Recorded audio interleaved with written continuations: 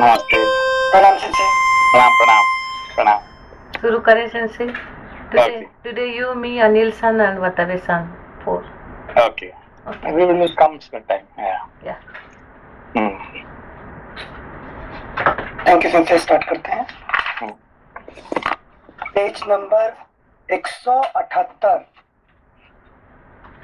178। Okay.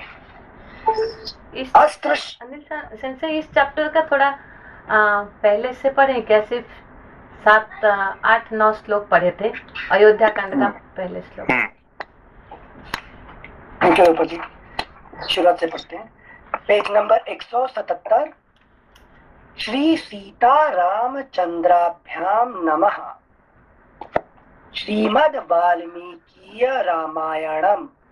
Shrimad वाल्मीकीय Ramayanam Ayodhya कांडम प्रथमः सर्गः। श्री राम के सद्गुणों का वर्णन। राजा दशरथ का श्री राम को युवराज बनाने का विचार तथा विभिन्न नरेशों और नगर एवं जनपद के लोगों को मंत्रणा के लिए अपने दरबार में बुलाना। पहले यह बताया जा चुका है कि भरत अपने मामा के यहाँ जाते समय काम आदि शत्रुओं को सदा के लिए नष्ट कर देने वाले निष्पाप शत्रुघ्न को भी प्रेमवश अपने साथ लेते गए थे। वहां भाई सहित उनका बड़ा आदर सत्कार हुआ और वे वहां सुखपूर्वक रहने लगे। उनके मामा युधाजित जो अश्वयूथ के अधिपति थे, उन दोनों पर पुत्र से भी अधिक स्नेह रखते और बड़ा लाड़ प्यार करते थे। यद्यपि मामा के यहाँ उन दोनों वीर भाइयों की सभी इच्छाएं पूर्ण करके उन्हें पूर्णतः तृप्त किया जाता था, तथापि वहां रहते हुए भी उन्हें अपने वृद्ध पिता महाराज दशरथ की याद कभी नहीं भूलती थी। महातेजस्वी राजा दशरथ भी परदेश में गए हुए महेंद्र और वरुण के समान पराक्रमी अपने उन दोनों पुत्र भरत और शत्रुघ्न का सदा स्मरण किया करते थे।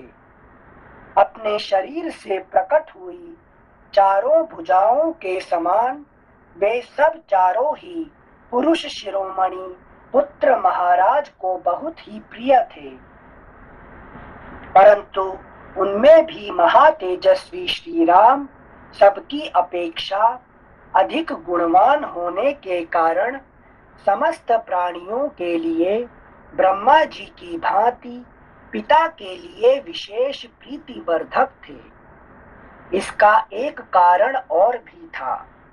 वे साक्षात सनातन विष्णु थे और परम प्रचंड रावण के वध की अभिलाषा रखने वाले देवताओं की प्रार्थना पर मनुष्य लोक में अवतीर्ण हुए थे।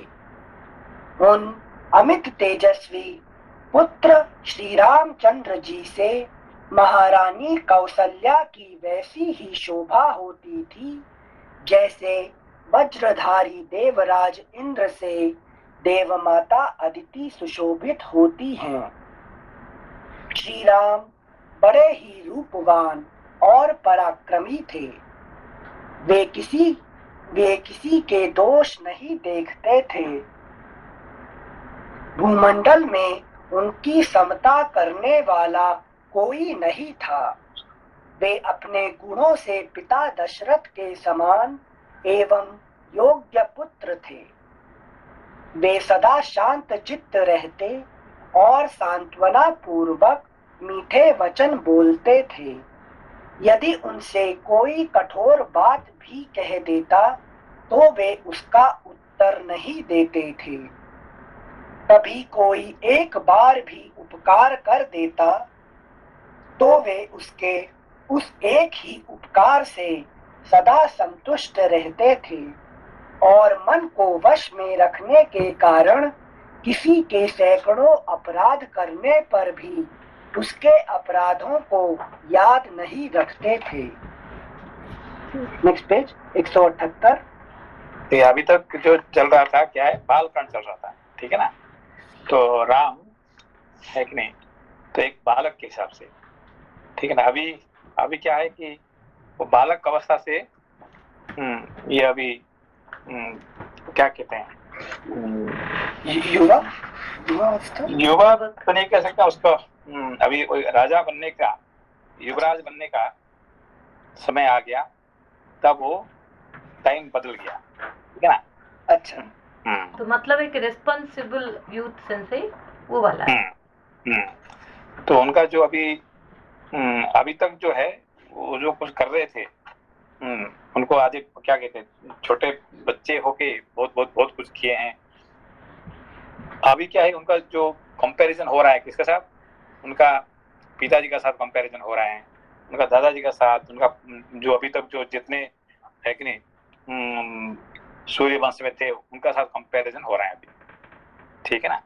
अच्छा, हाँ, इसलिए अयोध्या कांड, ठीक है ना। मतलब अभी अयोध्या में as a responsible person, Ram as a responsible person, he is now taken here, okay. अच्छा, थैंक यू सिंह। क्योंकि as a responsible person कुछ ड्यूटी एंड है कि नहीं, कुछ ड्यूटी होता है, कुछ रेस्पॉन्सिबिलिटी होता है, कुछ ये होता है, ये बात यहाँ पे बात हो रहा है कि नहीं। Thank you sensi. नमस्ते नमस्ते। जैसे इसमें एक जो श्लोक में कहा हुआ है कि भगवान राम को कोई कठोर शब्द कह देता था तो वो उसका कभी उत्तर नहीं देते थे। तो सिंसी जनरली ये देखा गया है कि अगर कोई कठोर कहता है और आप उसको उत्तर नहीं दोगे तो वो आपको कंटिन्यूअसली कठोर कहते जाएगा। नहीं, ये आपका गलत आइडिया है। ऐसा नहीं है। देखिए, वही बहुत बड़ी बात है कि आपको कोई कठोर बात कहता है कि नहीं, आप कहाँ तक उसको आप अंदर में रख सकते हैं। लेकिन इसको कहते हैं जो शिव जी का जो क्या पिए उन्हें जो है विष पीते हैं, हलाहल विष पी के उसको क्या कर दिया उन्होंने, पी देंगे सब, उसको अंदर डाल देंगे तो खुद का क्षति होता है, और बाहर डालेंगे तो दुनिया उसमें जल जाएगा, ठीक है ना। तो इसलिए अपना है कि नहीं, अपना थ्रोट में उसको, कंठ में उसको जमा दिए उसको, ठीक है ना। तो इसको कहते हैं नीलकंठ, ठीक है ना। तो कोई कुछ आपको कठोर वचन कहता है तो आप उसको जवाब दे देंगे तो फिर क्या होगा, आप छोटे बन जाएंगे, ठीक है। तो इसके आप कहां तक रख सकते हैं, है कि नहीं। तो ये बहुत बड़ी बात है, समझ रहे हो। जी सेंसे। इमीडिएटली आप उसको जवाब दे दिया कि भाई you are a fool, you are a fool, you are also fool, you are stupid, you are stupid, ऐसे कह देने से आप you are same like other person, ठीक है ना। मगर उसको आप जवाब नहीं दे के उसको कहां तक आप उसको आप हजम करने का कैपेसिटी है, ये बहुत बड़ी बात है, ठीक है। जी सेंसे कैसे डेवलप होता है कैपेसिटी। ये कि you are not to win other people. हमको किसी जीतने के लिए नहीं है, लड़ाई हो रहा है तो ठीक है, तो जीतने के लिए तो ठीक है कि नहीं। अभी हम आपसे हारना नहीं चाहते हैं, तो कहना है तो क्या ही, देखिए परशुराम जी को जो कहना है वो कह दिए, ठीक है ना। तो वहां पे वो चुप रहने का मतलब नहीं है, ठीक है ना। तो जहाँ पे जरूरत नहीं है वहां पे आपको है कि नहीं कहने का मतलब कुछ नहीं है, ठीक है ना। जी सर, समझ में आपको। जी तो मतलब जहाँ पे जरूरत नहीं है वहां पे ही अगर आपने अगर उसको होल्ड किया हुआ है तो कि जहाँ पे जरूरत है वहां पे जरूर आप कहिए, है कि नहीं। भाई यहाँ नहीं कहेंगे तो काम नहीं होने वाला है, फिर तो आप जरूर कहिए। मगर खामोखा हर जगह पे आप अपना दिखाने का है तो फिर को मतलब नहीं है कि नहीं। If you are benefited by that definitely should say, but if you are not benefited तो फिर उसको कह के फायदा क्या है कि नहीं। समझे बात को। जी अभी कुत्ता ने आपको काट दिया तो आप भी कुत्ते को काटेंगे तो फिर क्या, फिर आप कुत्ते में और आपको फर्क क्या है कि नहीं। तो कुत्ते ने काटा तो फिर हम क्या करेंगे, कुत्ते से भागना ही बड़ी बात है कि नहीं। कुत्ते को काटने के लिए जाने का कोई मतलब नहीं है कि नहीं? जी सेंसे। ठीक है, थैंक यू सेंसे। सेंसे श्लोक संख्या 11 में सेकंड पार्ट में कहते हैं, और मन को वश में रखने के कारण किसी के सैकड़ों अपराध करने पर भी उसके अपराधों को याद नहीं रखते थे। मतलब यहाँ रिमेम्बर ही नहीं कर रहे हैं कि आगे किसने क्रोध किया है, याद ही नहीं रखना, मतलब कॉन्शियसली एफर्ट डालते हैं या उन्हें कुछ याद रहता ही नहीं है? नहीं, याद नहीं रखने, इसको कहते हैं, एक हमारे गीता में कहते हैं अपोहनम। अपोहनम मतलब क्या है कि उसको ट्राई टू डिलीट। अभी जो चीज आपको जरूरत नहीं, कंप्यूटर में आपको क्या करना चाहिए, टेलीफोन में, कंप्यूटर में जो आप जमा के रखेंगे तो क्या होगा, आपका अननेसेसरी मेमोरी खा जाएगा। हाँ। तो क्या करना है, आपको डिलीट करना पड़ेगा, है कि नहीं? तो डिलीट कैसे करोगे, है कि नहीं? Just forget it. अभी उसको डिलीट करके फेंक दो उसको, है कि नहीं? ये कोई आदमी होता है, कोई पर्सन होता है, कोई ये होता है, तो आपका मेमोरी में अननेसेसरी स्पेस वो खाता है, तो क्या करेंगे उसको डिलीट कर दो, है कि नहीं? That's not at all that person, that object, that thought, है कि नहीं? ये आपका हृदय में इज नॉट वर्थ, है कि नहीं? तो कोई भी आपका, देखिए कोई आदमी आपका जिंदगी में गया तो आप क्या करेंगे, है कि नहीं? डिलीट कर देंगे उसको, डिलीट कर दो। हाँ, इसको that person is very much important person, तो फिर तो जरूर उसको भाई रखना चाहिए, है कि नहीं? कोई साधु संत हुआ, कोई महात्मा हुआ, कोई ऋषि महर्षि हुआ, तो उसको डिलीट नहीं करना चाहिए। उसको तो भाई, उसको तो कैसे भी आप उसको बुला के उसको ये करो, मगर कोई, है कि नहीं, जो कोई जरूरत नहीं है तो क्या करो, उसके डिलीट कर दो, कि उसको खत्म कर दो उसको, है कि नहीं? तो थिंग्स, बीइंग्स, सिचुएशंस, कुछ भी होता है कि जिसका कोई जरूरत नहीं है उसको डिलीट कर दो, है कि नहीं? इसको कहते हैं अपोहनम। अदरवाइज ये मेमोरी आपका व्यर्थ जाएगा, हाँ, वेस्ट हो जाएगा। Thank you sensei. तो राम जी कर पाते कि मन उनका वश में है, मन को वश में रखने के कारण, हाँ, मन को वश में रखने से ही ये संभव होता है, नहीं तो संभव नहीं हो सकता है, क्योंकि आपका मन का अंदर में ये हमेशा ये बैठा रहेगा, भाई उसको है कि क्या करें उसको ये करेंगे, है कि नहीं? इसीलिए उसको मन के अंदर में ज्यादा नहीं रखना उसको, है कि नहीं? Thank you sensei. Next page 178, श्लोक संख्या 12। अस्त्र शस्त्रों के अभ्यास के लिए उपयुक्त समय में भी बीच बीच में अवसर निकालकर वे उत्तम चरित्र में, ज्ञान में तथा अवस्था में बढ़े चढ़े सत्पुरुषों के साथ ही सदा बातचीत करते और उनसे शिक्षा लेते थे।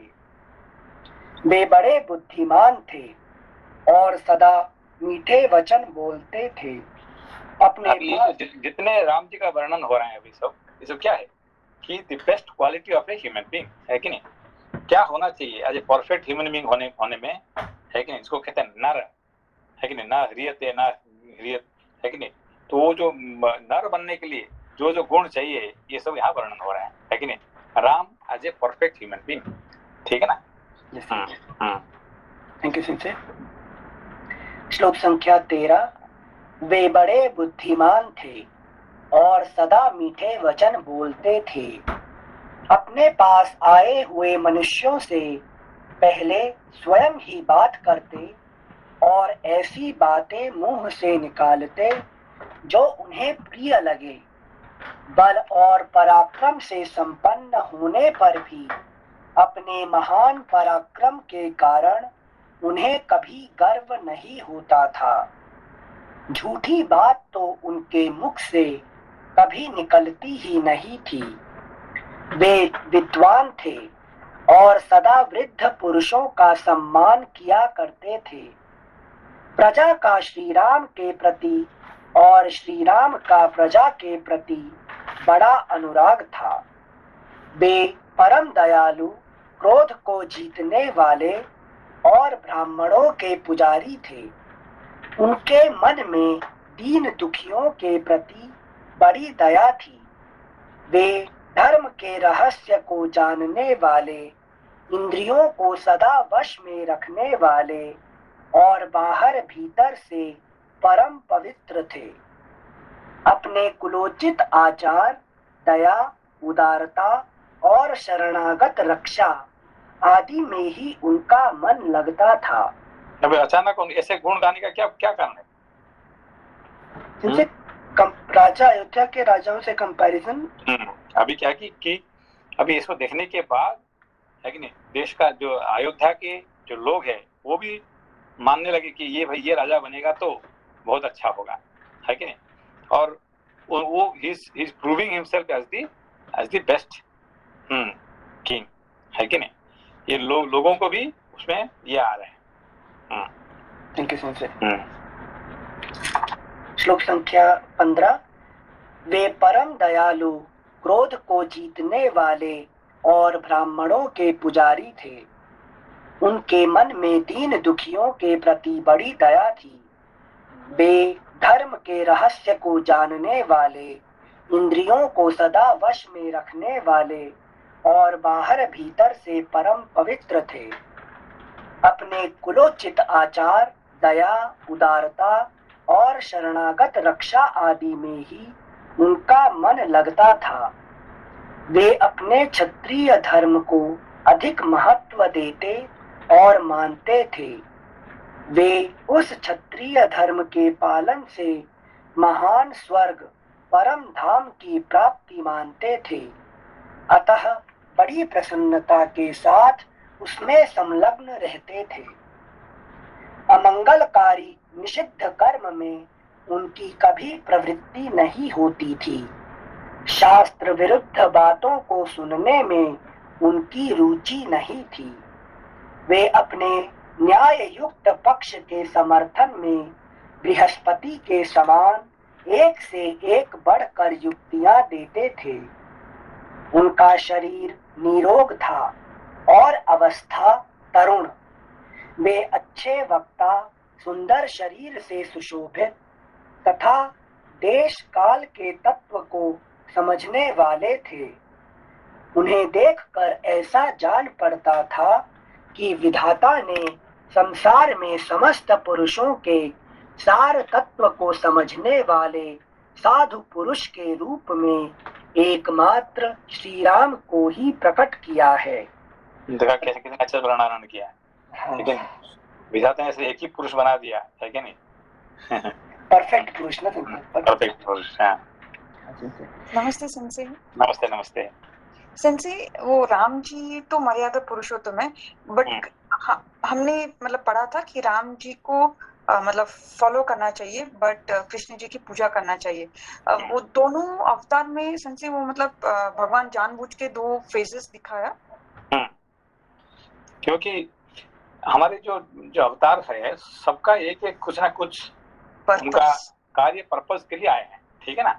हाँ, तो राम जी का यहाँ आने का ये होता है कि हमको दिखाने के लिए कि हम कैसे हम होना चाहिए, है कि नहीं। हम एक परफेक्ट ह्यूमन बीइंग कैसे बनना चाहिए, ये दिखाने के लिए राम जी का जन्म है कि नहीं। तो कृष्ण जी का जन्म और अलग कुछ है, परशुराम जी का जन्म और कुछ के लिए है कि नहीं। तो सबका अलग अलग पर्पज है, ठीक है ना। तो ये जो राम जी का जो पर्पज है हम उसको टोटली फॉलो करने का पर्पज है, 100% वी शुड फॉलो हिम। धन्यवाद इन दिस कॉन्टेक्स्ट मतलब कृष्ण को ईश्वर ही मान सकते हैं, बट राम को हम अटेन कर सकते हैं, मतलब जैसे नर बन के पैदा हुए हैं, सो एज पुरुष उनकी क्वालिटी को इम्बाइब कर सकते हैं, बट कृष्ण को सही में अवतार ही मानना है क्योंकि वो चमत्कार ही करते हैं, ऐसा समझना चाहिए क्या? नहीं, देखिए कृष्ण का अलग, उनका पर्पज ही अलग था, ठीक है ना। देखिए उनका जन्म होने का पहला दिन से उन्होंने उनका है कि नहीं, जैसे दिखाए कोई साधारण मनुष्य कर सकता है क्या ऐसे? नहीं कर सकता। तो वो ही उनका पर्पज ही कुछ अलग था, ठीक है ना। अच्छा। तो राम जी का पर्पज क्या है कि हमको दिखाने के लिए कि कैसे एक परफेक्ट ह्यूमन बीइंग बन सकता है। आप फॉलो करो, है कि नहीं, just copy him in everything, ठीक है ना। Thank you sir. श्लोक संख्या 19। राजकुमार श्री राम श्रेष्ठ गुणों से युक्त थे। वे अपने सद्गुणों के कारण प्रजाजनों को बाहर विचरने वाले प्राण की भांति प्रिय थे। भरत के बड़े भाई श्री राम संपूर्ण विद्याओं के व्रत में निष्णात और 6 अंगों सहित संपूर्ण वेदों के यथार्थ ज्ञाता थे। बाण विद्या में तो वे अपने पिता से भी बढ़कर थे। वे कल्याण की जन्मभूमि, साधु, दैन्य रहित, सत्यवादी और सरल थे। धर्म और अर्थ के ज्ञाता वृद्ध ब्राह्मणों के द्वारा उन्हें उत्तम शिक्षा प्राप्त हुई थी। उन्हें धर्म, काम और अर्थ के तत्व का सम्यक ज्ञान था। वे स्मरण शक्ति से संपन्न और प्रतिभाशाली थे। वे लोक व्यवहार के संपादन में समर्थ और समयोचित धर्माचरण में कुशल थे। वे विनयशील, अपने आकार, अभिप्राय को छिपाने वाले, मंत्र को गुप्त रखने वाले और उत्तम सहायकों से संपन्न थे। उनका क्रोध अथवा हर्ष निष्फल नहीं होता था। वे वस्तुओं के त्याग और संग्रह के अवसर को भली भांति जानते थे। क्रोध अथवा हर्ष निष्फल नहीं होता था, मालूम? जैसे मतलब वो क्रोध कॉन्शियसली, एक तो मन्यु बोलते हैं, वो अगर क्रोधित हुए किसी के ऊपर तो उसका वेलफेयर होके ही रहेगा, मतलब निर्वाण नहीं होगा। पर्पसफुल, क्योंकि अभी हर्ष भी क्रोध भी, ये दोनों का इसमें मीनिंगफुल है कि नहीं? क्रोध भी वेस्ट नहीं जाना चाहिए और हर्ष भी व्यर्थ नहीं जाना चाहिए, ठीक है ना? हर्ष, इनसे हर्ष के लिए थोड़ी और विवेचना करें तो अच्छा होगा। हर्ष तो मतलब मेरे अपने अंदर मैं मैनिपुलेट हो रहा हूँ ना, सिर्फ मेरे अंदर की, तो नहीं, दिस इज ये जो देखिए, ये क्रोध और हर्ष जो है मेरे अंदर की बात नहीं है, it is concern with the others. अच्छा, अभी जितने बात कर रहे हैं ये अपने एक एनलाइटनमेंट के लिए बात नहीं कर रहे हैं, how to become a perfect social being. लेकिन यहाँ पे ये नहीं दिखा रहे कि आज एनलाइटमेंट योगी की बात नहीं कर रहे हैं यहाँ पे। Ram is not medical taken here as a yogi, है कि नहीं? As a perfect social being, how he should be a good society person in society, how he can be a good citizen, how he can be a great king.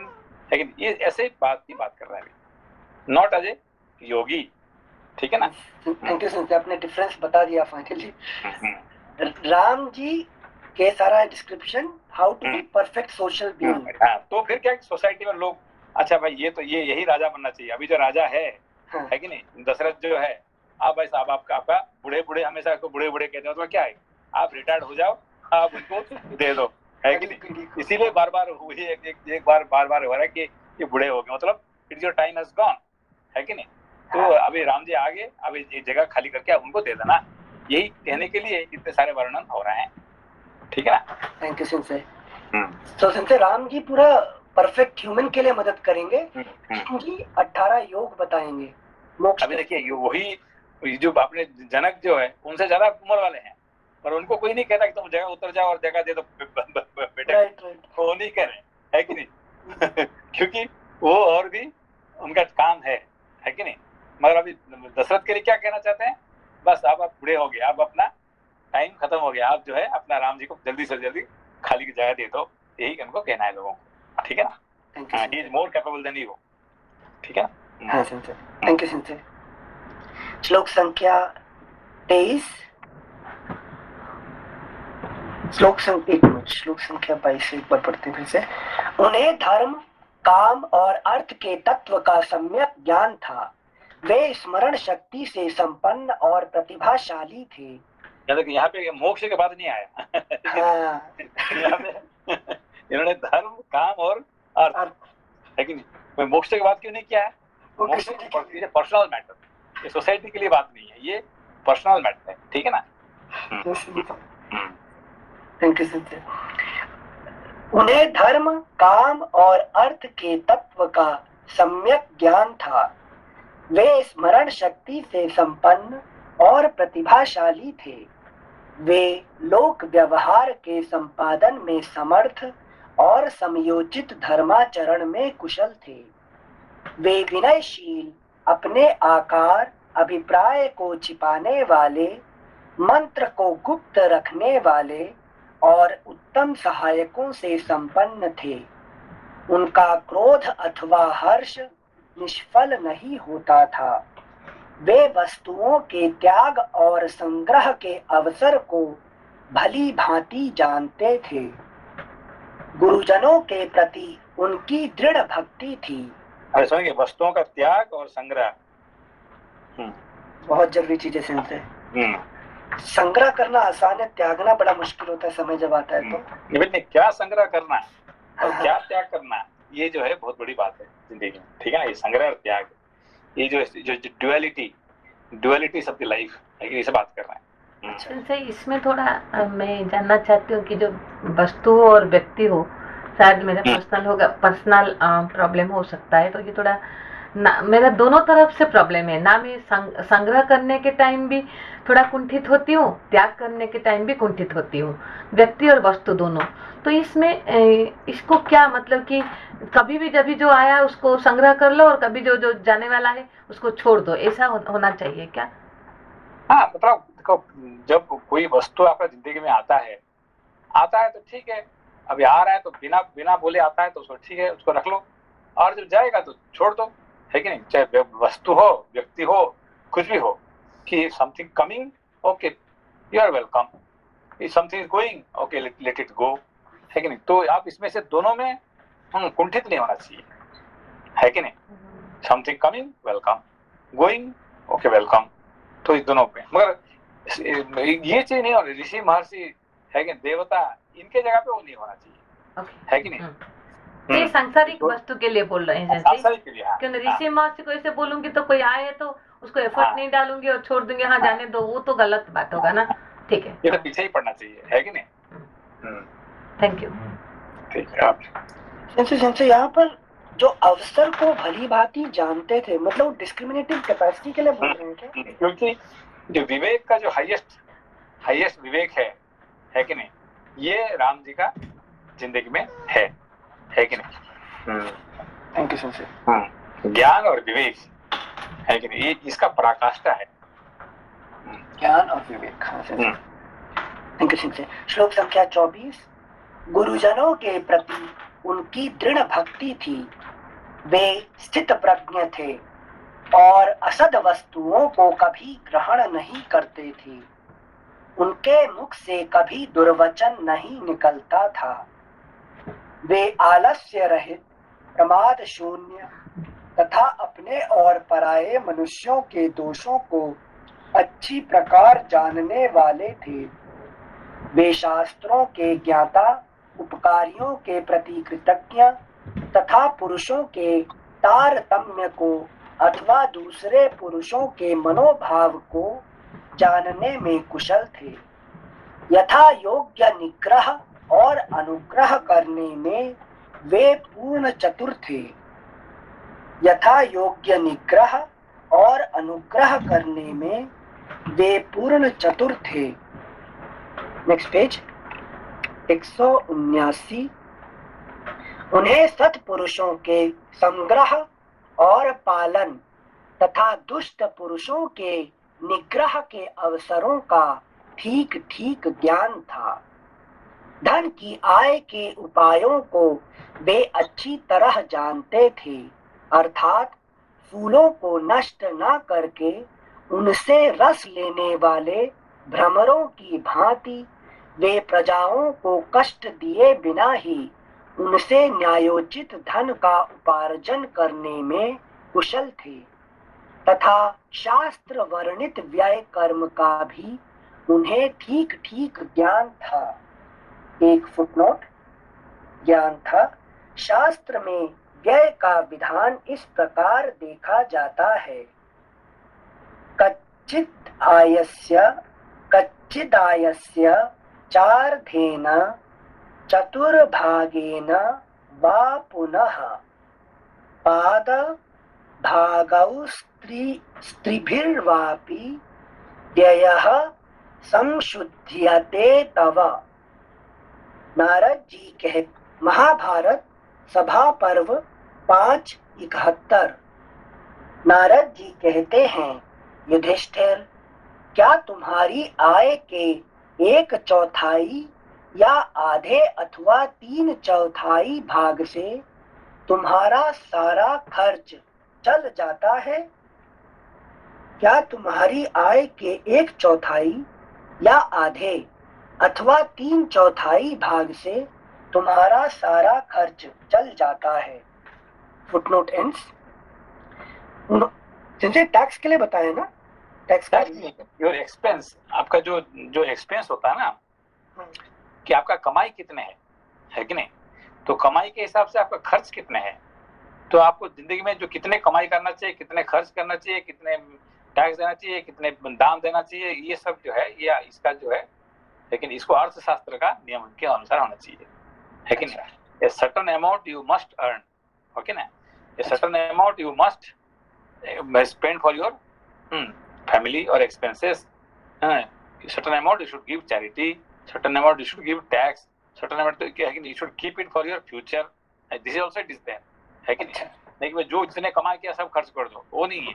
इतने amount को आपका पास रहना चाहिए कि future के लिए, है कि नहीं। क्योंकि जब आपका ओल्ड एज आ जाएगा, बुढ़ापा आ जाएगा, तो फिर आपको फिर उस टाइम पे पैसा कहाँ से मिलेगा, जो बीमारी आ जाएगा, पता नहीं कुछ भी हो जाएगा। तो ये ऑल दिस थिंग्स, तो ये सबको, ये जो है, इसको क्या कहते हैं, अर्थशास्त्र का नियम की बात कर रहे हैं, है कि नहीं। तो 1/4 शुड स्पेंड, है कि नहीं। तो जितना आपका कमाई होता है, suppose you are making medical 1 lakh, तो 1 lakh means 25,000 you should spend for your daily expenses, ठीक है। 1/4 25,000 you should keep it for the future, है कि नहीं। तो इसमें बाकी जो ऐसे ऐसे नियम आ सकता है कि नहीं। अर्थशास्त्र, ये सब अर्थशास्त्र का नियम है सर। Thank you sir.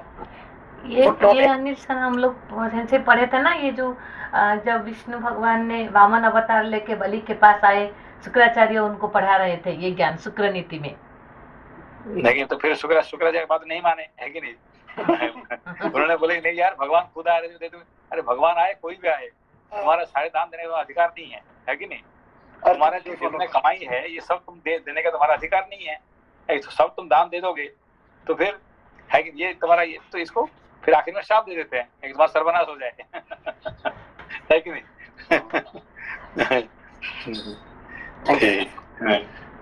श्लोक संख्या 27।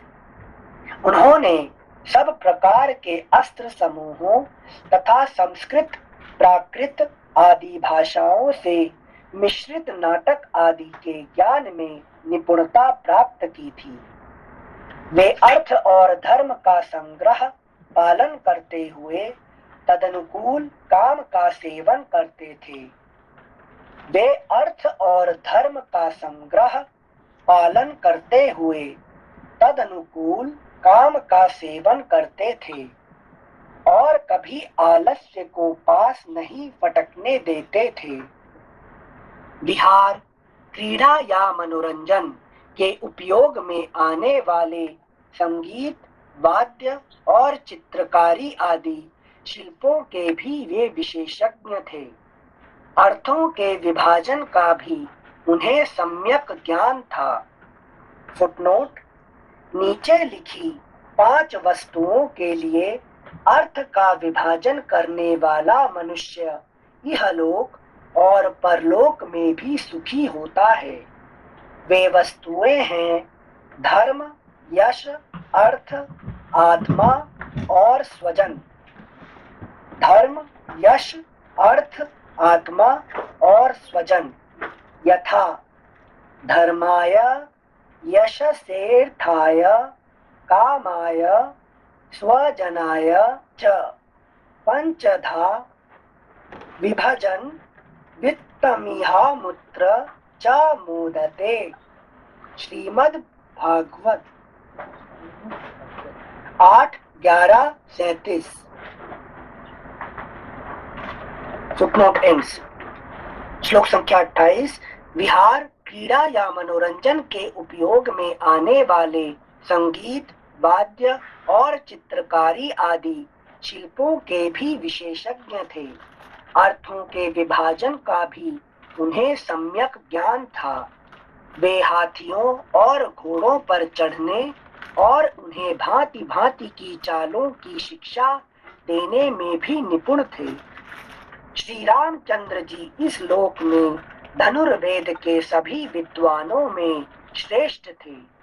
अतिरथी वीर भी उनका विशेष सम्मान करते थे। शत्रु से एक प्रश्न था, अनिल जी प्रश्न था। सेंसी जो विभूति वाला जो अध्याय है उसमें भगवान श्री राम को सर्वश्रेष्ठ धनुर्धर कहा है, यहाँ पे भी कहा है, और अर्जुन जो है उनको सर्वश्रेष्ठ क्षत्रिय कहा हुआ है। तो इन दोनों में क्या अंतर है सेंसी, एक क्षत्रिय होने में और एक धनुर्धर होने में? अब धनुर्धर देखिए, इन्होंने इवन परशुराम जी को उन्होंने दिखा दिए है कि नहीं, कि ऐसे शास्त्र विद्या में कि और कोई संसार में नहीं है जो परशुराम के सामने अस्त्र को टेस्ट करने के लिए है कि नहीं, जिसका पास परशुराम जी आएंगे कहने के लिए और जिसको वो हरा सकते हैं है कि नहीं। इस संसार में एक ही है जो कि राम जी है और कोई नहीं है। तो ये वहां पे परीक्षा हो गया है कि नहीं, प्रूव्ड है कि नहीं, समझा? तो ये क्या अर्जुन कर सकते हैं क्या? अर्जुन के सामने ना परशुराम जी आएंगे ना वो उनका पास कैपेसिटी है कि नहीं। तो परशुराम जी खुद आ रहे हैं तो उसका मतलब, और धनुष लेके और उसको दिखाते हैं, वो इसको यह है कि नहीं, प्रत्यंग चढ़ाते हैं, तो इसका मतलब कृष्ण कहते क्या कि धनुर्धारी में मैं राम हूँ, लेकिन और कोई नहीं है संसार में। इस संसार में धनुर्धारी में राम जैसे और कोई है ही नहीं है कि नहीं। क्योंकि एक नंबर कौन है? परशुराम जी है, और उनको भी उनसे भी दिखा दिए बढ़ के, उसका मतलब अब नंबर 1 हो गए हो है कि नहीं। अच्छा तब तक कौन थे? परशुराम जी थे। परशुराम थे, क्योंकि उनका जब तक हाथ में धनु है तो पूरा पृथ्वी को जीतने वाले सिर्फ अकेला ही परशुराम जी थे। उन्होंने दान दे दिए है कि नहीं, सारे पृथ्वी को जीत के दान दे दिए, और कोई नहीं था जो सारे पृथ्वी को जीतने वाले है कि नहीं। सेंसी इसी में जो जैसे मैंने अभी आपसे अर्जुन का पूछा, तो अर्जुन में क्या स्पेशलिटी थी जो क्षत्रिय के में जो सर्वश्रेष्ठ होता है? आज क्षत्रिय जो है जो गुण है, कहाँ आपको मिला क्षत्रिय करके? मेरे ख्याल से सेंसी विभूति योग में ही है। नहीं, उन्होंने वो क्षत्रिय में नहीं कहे, पांडवों में मैं अर्जुन हूँ, क्षत्रिय में नहीं कहे उन्होंने। पांडवों में मैं अर्जुन हूँ, पांडवानाम धनंजय सेंसी। हाँ, पांडवों का अंदर में मैं अर्जुन हूँ, धनंजय हूँ, ठीक है ना, और क्षत्रिय में नहीं बोले। हो सकता है सेंसी में समझ नहीं पाया उसको, तो थैंक यू सेंसी। श्लोक संख्या 29। श्री रामचंद्र जी इस लोक में धनुर्वेद के सभी विद्वानों में श्रेष्ठ थे। धनुर्वेद में नंबर 1 है, ठीक है ना, उनका कोई कंपैरिजन कोई नहीं है धनुर्वेद। अतिरथी वीर भी उनका विशेष सम्मान करते थे। शत्रु सेना पर आक्रमण और प्रहार करने में वे विशेष कुशल थे। सेना संचालन की नीति में उन्होंने अधिक निपुणता प्राप्त की थी। संग्राम में कुपित होकर आए हुए समस्त देवता और असुर भी उनको परास्त नहीं कर सकते थे। उनमें दोष दृष्टि का सर्वथा अभाव था। वे क्रोध को जीत चुके थे। दर्प और ईर्ष्या का उनमें अत्यंत अभाव था। किसी भी प्राणी के मन में उनके प्रति अवहेलना का भाव नहीं था। वे काल के वश में होकर उसके पीछे पीछे चलने वाले नहीं थे, काल ही उनके पीछे चलता था। इस प्रकार उत्तम गुणों से युक्त होने के कारण हम लोग क्या करते हैं? काल के पीछे चलते हैं, है कि नहीं? मगर काल उनका पीछे चलता है कि नहीं? कभी वो काल के पीछे नहीं चलते थे, है कि नहीं? Thank you sir. श्लोक संख्या 31। तो क्या है, उसका अर्थ क्या निकला कि whatever Ram does, that becomes the history. Okay, he does not follow the history. Okay, whatever he does, that will be the history. ठीक है ना? उसको That कहते is हैं रामायण, that is इतिहास सर। अरे वाह, थैंक यू सर। इतिहास की परिभाषा समझा दी सर। Thank you sir. किसी भी प्राणी के मन में उनके प्रति अवहेलना का भाव नहीं था। वे काल के वश में होकर उसके पीछे पीछे चलने वाले नहीं थे, काल ही उनके पीछे चलता था। इस प्रकार उत्तम गुणों से युक्त होने के कारण राजकुमार श्री राम समस्त प्रजाओं तथा तीनों लोकों के प्राणियों के लिए आदरणीय थे। वे अपने क्षमा संबंधी गुणों के द्वारा पृथ्वी की समानता करते थे। बुद्धि में बृहस्पति और बल पराक्रम में शचीपति इंद्र के तुल्य थे। जैसे सूर्य देव अपनी किरणों से प्रकाशित होते हैं, उसी प्रकार श्री रामचंद्र जी समस्त प्रजाओं को प्रिय लगने वाले तथा पिता की प्रीति बढ़ाने वाले सद्गुणों से सुशोभित होते थे। ऐसे सदाचार संपन्न, अजेय पराक्रमी और लोकपालों के समान तेजस्वी श्री रामचंद्र जी को पृथ्वी, भूदेवी और भूमंडल की प्रजा ने अपना स्वामी बनाने की कामना की। लेकिन यहाँ पे कौन कामना की कि ये हमारे राजा, हाँ, सारी प्रजा और भूमि देवी सभी ने मान लिए कि ये राजा, ये असली राजा ये है, ठीक है ना? Thank you sir. अपने पुत्र श्री राम को अनेक अनुपम गुणों से युक्त देखकर शत्रुओं को संताप देने वाले राजा दशरथ ने मन ही मन कुछ विचार करना आरंभ किया। उन चिरंजीवी बूढ़े महाराज दशरथ के हृदय में यह चिंता हुई कि किस प्रकार मेरे जीते जी श्री रामचंद्र राजा हो जाएं और उनके राज्याभिषेक से प्राप्त होने वाली यह प्रसन्नता मुझे कैसे सुलभ हो।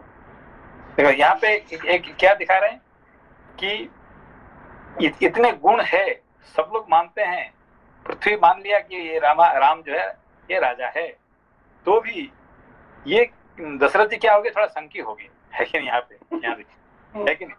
फिर जल्दी कर दो, है कि नहीं? उनको जल्दी राजा कर दो, जल्दी ही कर दो, क्योंकि फिर पता नहीं कहाँ से कुछ प्रॉब्लम आ जाएगा, है कि नहीं? तो यहाँ पे उनका एक नेगेटिव पॉइंट दिखाई पड़ रहा है यहाँ पे, है कि नहीं? अरे भाई सब लोग माने तो उसको तो करना ही पड़ेगा, ही शुड बी द किंग, उसमें क्या डरने का क्या बात है, है कि नहीं? नहीं शायद कुछ प्रॉब्लम आ जाएगा, कुछ ये होगा, इसीलिए मेरा जीते जीते मैं जल्दी उसको राजा करा दूंगा, है कि नहीं? ये यहाँ पे थोड़ा उनको, है कि नहीं? अच्छा। ओके। यहाँ पे थोड़ा नेगेटिविटी आगे पहुंच गया है कि नहीं? Okay thank you sir. श्लोक नेक्स्ट पेज नंबर 180।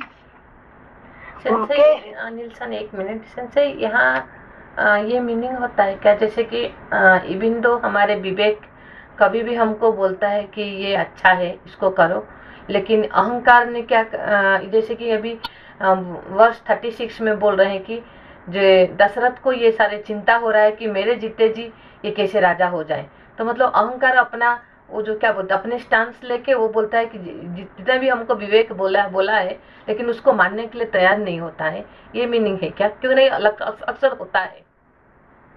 नहीं, एक्चुअली क्या है कि यहाँ पे कि जब सब लोग मान, अभी देखिए जितने वर्णन कर रहे हैं कि राम हैज ऑल क्वालिटी, है कि अभी तक जितने राजा हुए थे, लेकिन अयोध्या में सबसे ये बढ़ गए, है कि नहीं? एक नंबर हो गए, है कि नहीं?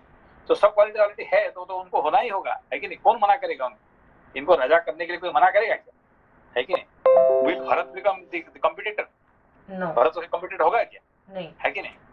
तो फिर इनको डर आ गया, शायद वो दूसरा कोई आ जाएगा, फिर भरत ये शायद ये हो जाए, तो है कि नहीं?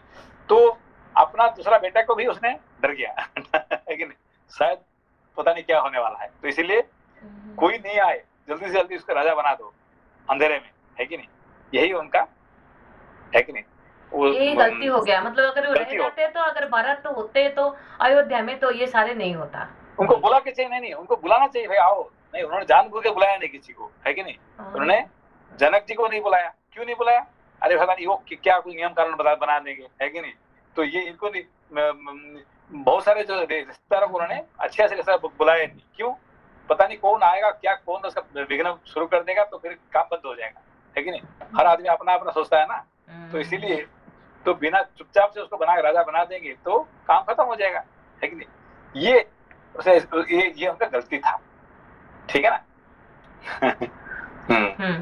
Thank you. यहाँ पे ये जो टॉपिक आने वाला है कि ये पहला चैप्टर बताया कि ही हैज ऑल क्वालिटी, है कि नहीं, 100% क्वालिटी ही इज हैविंग, जो किसी का पास नहीं है, उसका कोई कॉम्पिटिटर हो ही नहीं सकता है, फिर डरने का क्या कारण है कि नहीं, तो बगैर दशरथ वो नहीं सोचे, पता नहीं भरत हो जाएगा, होगा तो फिर वो कॉम्पिटिटर हो जाएगा, फिर जनक जी आ जाएंगे, फिर वो कॉम्पिटिटर हो जाएंगे, है कि नहीं, कि ये आएगा, वो आएगा, कोई भी आएगा तो उसका प्रॉब्लम खड़ा करेगा बीच में, पता नहीं कौन सा कोई नियम कानून बना देगा, तो राम जी नहीं हो पाएंगे तो फिर तो खत्म हो जाएगा। अहंकार का खेल होता है ये अहंकार का खेल होता है।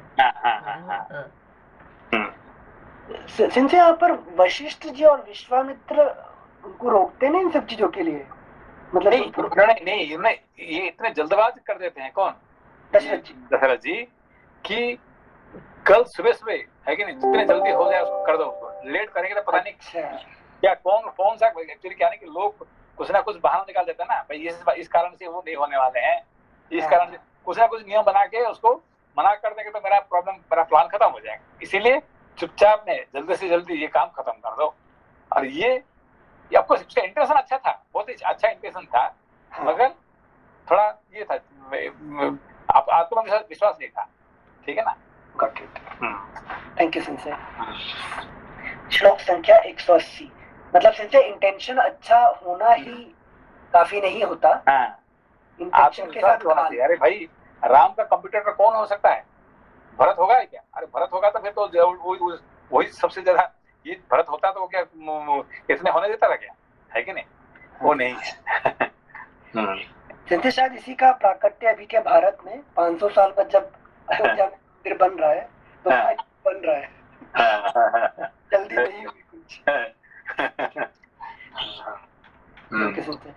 श्लोक संख्या 180, पेज नंबर 180, श्लोक संख्या 37।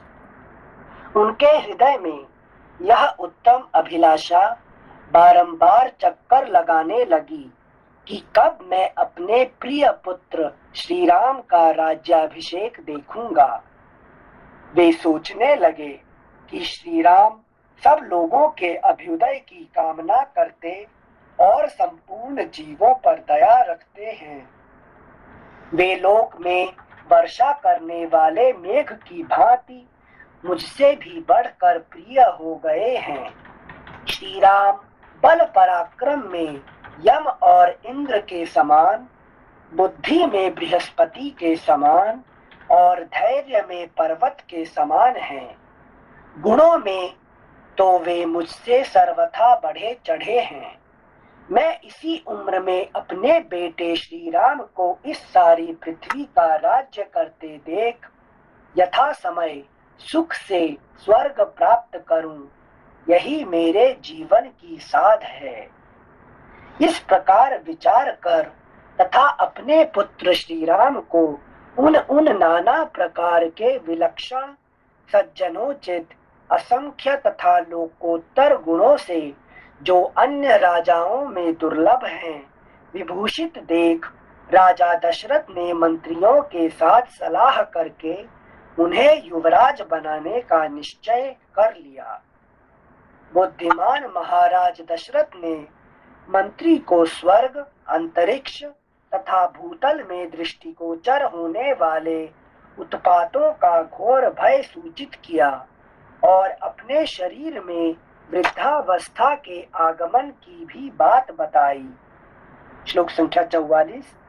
पूर्ण चंद्रमा के समान मनोहर मुख वाले महात्मा श्री राम समस्त प्रजा के प्रिय थे।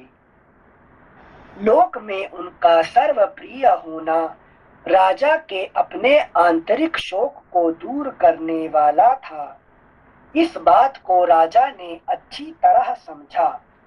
तदनंतर उपयुक्त समय आने पर धर्मात्मा राजा दशरथ ने अपने और प्रजा के कल्याण के लिए मंत्रियों को श्री राम के राज्याभिषेक के लिए शीघ्र तैयारी करने की आज्ञा दी। इस उतावली में उनके हृदय का प्रेम और प्रजा का अनुराग भी कारण था। उन भूपाल ने भिन्न भिन्न नगरों में निवास करने वाले प्रधान प्रधान पुरुषों तथा अन्य जनपदों के सामंत राजाओं को भी मंत्रियों द्वारा अयोध्या में बुलवा लिया। उन सबको ठहरने के लिए घर देकर नाना प्रकार के आभूषणों द्वारा उनका यथा योग्य सत्कार किया। तत्पश्चात स्वयं भी अलंकृत होकर राजा दशरथ उन सबसे उसी प्रकार मिले जैसे प्रजापति ब्रह्मा प्रजा वर्ग से मिलते हैं। देखिए, उन्होंने सारे सामंत राजा को बुला दिया है कि नहीं, सारे लोगों को बुलाया, मगर अपना बेटे को नहीं बुलाया है कि नहीं। तो यही गलती कर दिए है कि नहीं, राजा जनक जी को नहीं बुलाया है कि नहीं, और सारे सामंत राजा को इसको से बुलाया है कि नहीं। मतलब भरत शत्रुघ्न दोनों नहीं आए। हाँ, नहीं है, उनका संबंधी, उनका जो कैके राजा को नहीं बुलाया है कि नहीं। चोर था मतलब कहीं ना कहीं दिल में, मतलब इंटेंशन नहीं, वो नहीं है ना उनका, नहीं, he has a very good intention. उनके इंटेंशन तो बहुत अच्छा था है कि नहीं। भाई इतने अच्छे शुभ काम कर रहे हैं, पता नहीं कहाँ से कुछ अशुभ आ जाए तो उसमें से है कि नहीं, तो ये बंद हो जाएगा है कि नहीं, सब अपना अपना रास्ता दिखाएंगे। तो इसीलिए जल्दी से जल्दी ये काम खत्म करके फिर बाद में बता दूंगा है कि नहीं, राजा बन गए है कि नहीं। जैसे मेरी वृत्ति ना, मैं दूसरों को नहीं जानता पर संभव कर्म करने में मेरी खुद की स्वयं की वृत्ति यही होती है कि हर चीज छुपा के रखो लास्ट मिनट तक। बता दोगे ना किसी को तो कुछ गड़बड़ हो जाएगा। नहीं ऐसा ही है क्या? वो गलत होता है क्या? नहीं, गलत नहीं, जहाँ पे जरूरत है वो ऐसे करना चाहिए है कि नहीं। मगर यहाँ पे जो है कोई ऐसा शुभ कार्य है जो कि वहाँ पे, क्योंकि ये सबको बताना चाहिए, यहाँ पे रूल्स है, यू हैव टू से, यहाँ पे हर चीज में बताना नहीं चाहिए। अच्छा, ये तो सही है। हाँ ओके सर, मैं हमें लगा पूरा गलत करते हैं। नहीं, जहाँ पे जरूरत है वही ठीक है, वो ठीक है। Thank you sir. श्लोक संख्या 47। उन सबको ठहरने के लिए घर देकर नाना प्रकार के आभूषणों द्वारा उनका यथा योग्य सत्कार किया। तत्पश्चात स्वयं भी अलंकृत होकर राजा दशरथ उन सबसे उसी प्रकार मिले जैसे प्रजापति ब्रह्मा प्रजा वर्ग से मिलते हैं। जल्दीबाजी के कारण राजा दशरथ ने केकय नरेश को तथा मिथिलापति जनक को भी नहीं बुलवाया। उन्होंने सोचा वे दोनों संबंधी इस प्रिय समाचार को पीछे सुन लेंगे। फुटनोट: केकय नरेश के साथ भरत शत्रुघ्न भी आ जाते। इन सबके तथा राजा जनक के रहने से श्री राम का राज्याभिषेक संपन्न हो जाता और वे वन में नहीं जाने पाते। इसी डर से देवताओं ने राजा दशरथ को इन सबको नहीं बुलाने की बुद्धि दे दी। ठीक है, आखिर में वैसे ही बुद्धि उनको देवताओं ने दे दी है। पूरा रामायण का रचयिता यही एक कृत्य था। Thank you. तदनंतर कि जो कैकेयी नरेश का स्पेशली मेंशन किया हुआ है यहाँ पे, तो इसके पीछे कुछ है क्या सेंस? एक बाद में पढ़ने में कहीं आता है कि राजा दशरथ ने कैकेयी नरेश को पहले भी वचन दिया हुआ था कि जो राजा होगा वो कैकेयी का पुत्र होगा। तो ऐसा तो नहीं है उनके मन में कि वो वाला वचन जो है बीच में आ जाएगा यहाँ पे। एक्चुअली ये बात तो कहाँ आपने सुना ये बात?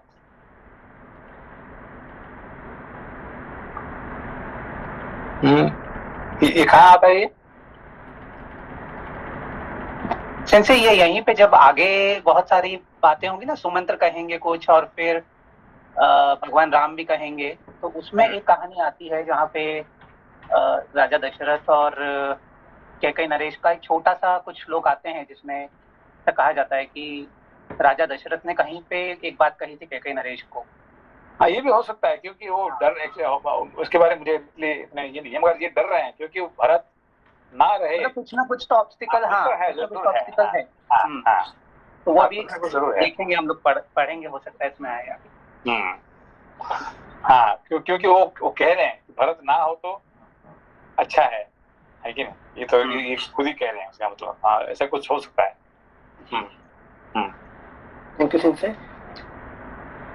फुटनोट एंड्स श्लोक संख्या 48।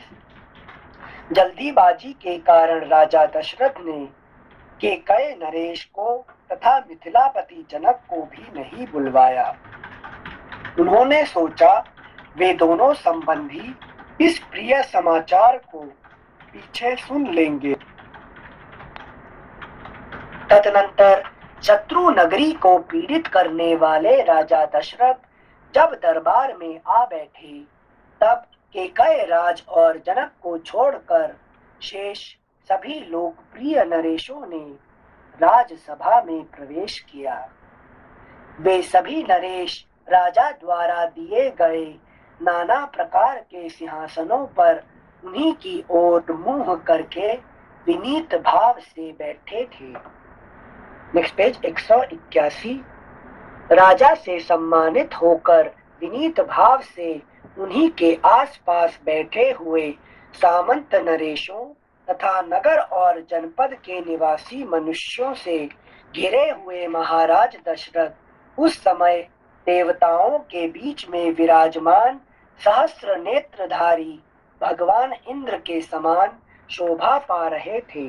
इस प्रकार श्री वाल्मीकि निर्मित आर्ष रामायण आदि काव्य के अयोध्या कांड में पहला सर्ग। द्वितीय सर्ग। राजा दशरथ द्वारा श्री राम के राज्याभिषेक का प्रस्ताव तथा सभासदों द्वारा श्री राम के गुणों का वर्णन करते हुए उक्त प्रस्ताव का सहर्ष युक्त समर्थन।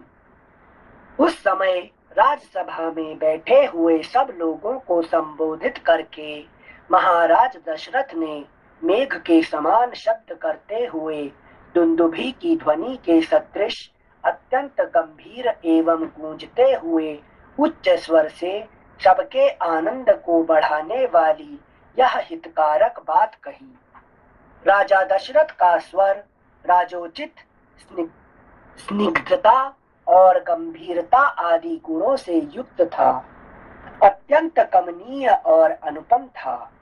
वे उस अद्भुत रसमय स्वर से समस्त नरेशों को संबोधित करके बोले, सज्जनों, आप लोगों को यह तो विदित ही है कि मेरे पूर्वज राजाधिराजों ने इस श्रेष्ठ राज्य का, यहाँ की प्रजा का किस प्रकार पुत्र की भांति पालन किया था। समस्त इक्ष्वाकुवंशी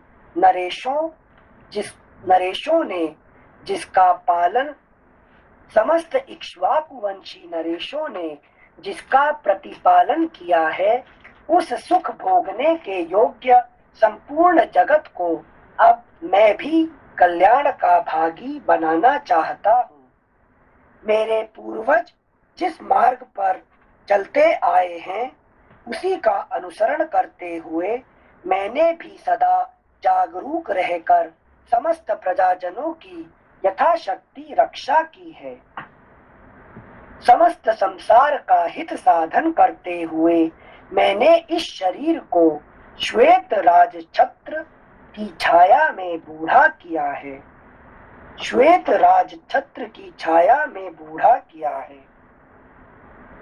अनेक सहस्र 60,000 वर्षों की आयु पाकर जीवित रहते हुए अपने इस जरा जीर्ण शरीर को अब मैं विश्राम देना चाहता हूँ। जगत के धर्म पूर्वक संरक्षण का भारी भार राजाओं के शौर्य आदि प्रभावों से ही उठाना संभव है। अजितेंद्रिय पुरुषों के लिए इस बोझ को ढोना अत्यंत कठिन है। मैं दीर्घ काल से इस भारी भार को वहन करते करते थक गया हूँ। इसलिए यहाँ पास बैठे हुए इन संपूर्ण श्रेष्ठ द्विजों की अनुमति लेकर प्रजाजनों के हित के कार्य में अपने पुत्र श्री राम को नियुक्त करके अब मैं राज कार्य से विश्राम लेना चाहता हूँ। मेरे पुत्र श्री राम मेरी अपेक्षा सभी गुणों में श्रेष्ठ हैं। शत्रुओं की नगरी पर विजय पाने वाले श्री रामचंद्र बल पराक्रम में देवराज इंद्र के समान हैं। पुष्य नक्षत्र से युक्त चंद्रमा की भांति समस्त कार्यों के साधन में कुशल तथा धर्मात्माओं में श्रेष्ठ उन पुरुष शिरोमणि श्री रामचंद्र को मैं कल प्रातः काल पुष्य नक्षत्र में युवराज के पद पर नियुक्त करूंगा। लक्ष्मण के बड़े भाई श्रीमान राम आप लोगों के लिए योग्य स्वामी सिद्ध होंगे। उनके जैसे स्वामी से संपूर्ण त्रिलोकी भी परम सनाथ हो सकती है। Next page 182। ये श्री राम कल्याण स्वरूप हैं। इनका शीघ्र ही अभिषेक करके मैं इस भूमंडल को तत्काल कल्याण का भागी बनाऊंगा। अपने पुत्र श्री राम पर राज्य का भार रखकर मैं सर्वथा क्लेश रहित निश्चिंत हो जाऊंगा। यदि मैं ठीक है, अभी बंद करते हैं। ठीक है, प्रणाम भैया। ओके, प्रणाम संसे। प्रणाम नमस्ते प्रणाम सनसई। प्रणाम।